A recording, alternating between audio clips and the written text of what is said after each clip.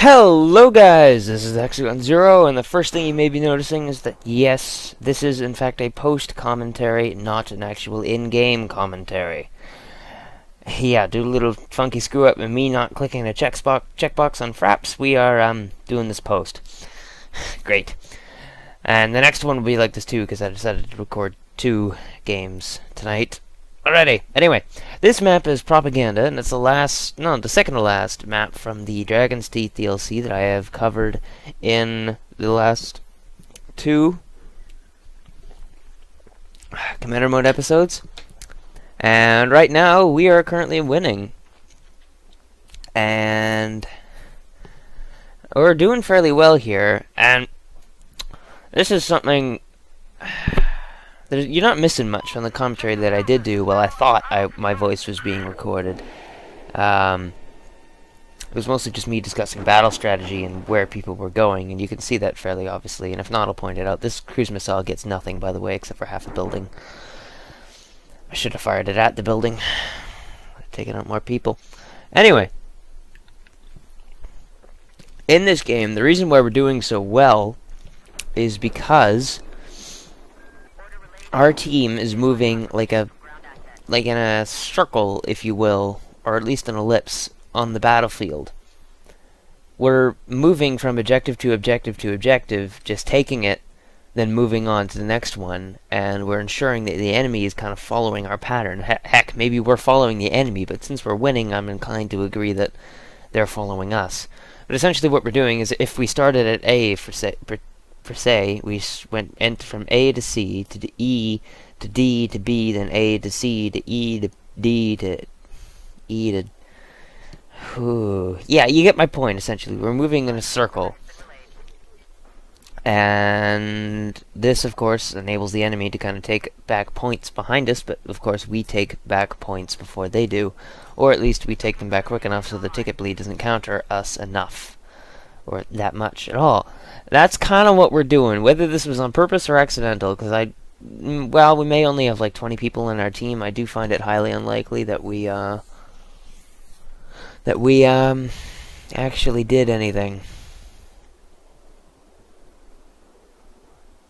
Yeah. Anyway, throughout this gameplay, there were multiple parts where I do use the squad chat. Now, I'm not actually sure how the squad chat is run through Battlefield, because when I tap Alt, people can hear what I'm saying through my microphone. Now, I'm not sure if that's part of the game, technically, then, and that they can hear that, and that the game has recorded that and is part of Fraps. Judging by the look at the sound wave pattern here, I don't think so. But I did use squad chat multiple times throughout this video. You'll see one point where I actually test it and everything, and here you can see my mouse, because this is where I clued in that we're moving in a circle like a giant force, and I was making the pattern with my mouse as I normally do. Anyway, this map is modeled after Pyongyang in North Korea.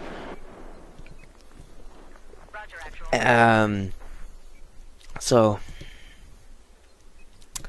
yeah, there we go. I'm not exactly sure why they're still considered Chinese and enemies if it's North Korea, but it's a video game, so anything can happen, I guess. And now our strategy's kind of fallen apart because we've had 3 squads splinter off from the main force, and when you've only got a server listing of 20 people on either side, you're not going to be doing too hot. And here I am trying to access the not exactly well-known commander ability that if you hit escape and go to the game menu, you can see a full screen of what the player is doing, like as if it was their first-person view. And so I do it on a tank here, and you can see this is what the first-person view, if you weren't getting that kind of cockpit view that you get when you're in a tank, that screen and everything like that. This is what it would look like. If you've got the attachable LMG or HMG, then you're going to get a large ammo box in your face, as you can see me gesturing to right there. But yeah, at this point, I think, yeah, I let up a scan here. Now C and D are the only 2 important checkpoints per se to the commander. C gives you the cruise missile capability, and D gives you infantry scan, I believe. Yeah, that's the way it is. So, I don't like that. I don't really care about infantry scan. It doesn't do much anyway. And vehicle scan, not really that much easier. The two scans are basically just, if you feel like there's something there, or you want to help out everybody unilaterally and not really care, then sure, by all means. If not, kind of screw off. But I don't like the positioning of the flag for C, because it favors the Chinese a little bit too heavily. I mean, if you look at the distance that we have to run from our spawn to get to C, it's much bigger than the distance they have to run from their spawn to get from C, unless their spawn is in like the bottom left, and I don't think it is. So, and they only have to go through one of these buildings here, and it would be fairly easy to, so I don't really see the issue. And us, on the other hand, we have to run right across two major streets and then through an objective. Granted, they have to run through E, but their E isn't as open as A. They've got walls on the other side of E. We've got, it's a raised platform. Essentially, it's Grenader heaven, or it's you're going to die from LMG fire. Or tanks. Although typically they're not enemy tanks, but, you know. There's also more RAR positioned off to the right. So, you can use that too. Not really effectively, I guess, but you can try. And at this point, an enemy commander does join in on the field, and he uses his scan, and he does have cruise missile capability, so he attempts to use that. Now at this point, my EMP is just recharging here, so I am good to go in order to block the cruise missile, but I don't think he gets the cruise missile back in time to actually launch it, and he doesn't. And I'm not sure why I disabled the enemy commander. I just recorded this. I don't even remember disabling the enemy commander. It might have been a misclick. I don't think so. I might have missed something there. I'm looking at this tiny screen inside of the editor, so might have missed something.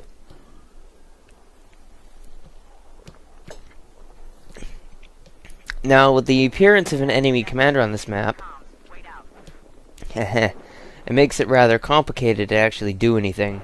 Now, I thought his proxy was a little bit stupid. Oh no, it was. Yeah, his proxy was just a little bit ill-timed, I think. No, maybe he was blocking my cruise. Yeah, he blocked my cruise. The appearance of any commander on this map, just the appearance of the scans themselves, disrupts the entire giant pinwheel of forces that we had going on during the beginning, because it lets the enemy know where the majority of our force are, and if you know that you have a high chance to get kills, then that's probably where you're gonna go. Of course, the smarter will realize that the only way to actually truly win, for sure, in a battlefield round is to completely have a team of competitive players on your side that play for $1,000 prizes, or it's to play objective. And you'd think that would be a little bit more common than it is, but it's not really. No one knows how to play objective. No, well, no one except us, because you're watching this video, so, you know, you're automatically exempt.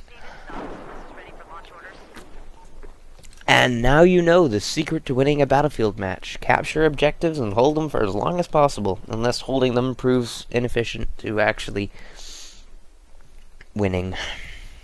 Like if it's rush, well, obviously you gotta push up and take the objectives. So that's kind of a bad example. But obliteration, don't bother taking the objective, just get the bomb to the objectives, and the rest of it will kind of resolve itself. You know, bombs do that tricky thing when blowing up. Yeah, so right now I do have missile capability, and there are 2 tanks there, and you're probably going, come on Hex, launch it right there, you can get both of them. No. Propaganda is a really big map, despite its disillusionary size.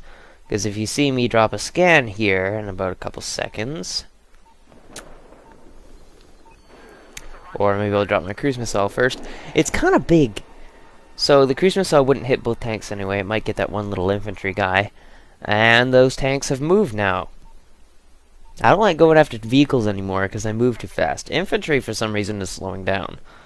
Now, of course, his EMP did fire there, but it was too late to actually bring down the missile.